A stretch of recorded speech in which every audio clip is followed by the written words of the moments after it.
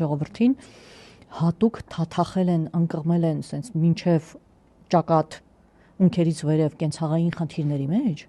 վրա տարատեսակ կենցաղային խնդիրներ, որպեսզի մարդիկ այդ կենցաղային խնդիրները լուծելիս ուղղակի ժամանակ չունեն գլուխը բարձրացնեն, նայեն շուրջ բոլորին չկատարում հարցեր տան ու Աստված մի արասե հələ փորձեն դրա դեմ պայքարել։ Ես կարծում եմ, այս կենցաղային խնդիրների մեջ թաղելը պատահական չի։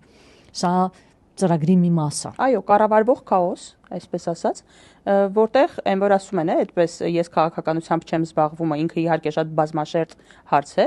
բայց մեկն էլ պատճառներից այն է, որ իրոք մարդիկ այնքան շատ ունեն սոցիալական, կենցաղային, բյուրոկրատական, տարբեր խնդիրներ, որ իրոք ժամանակ չեն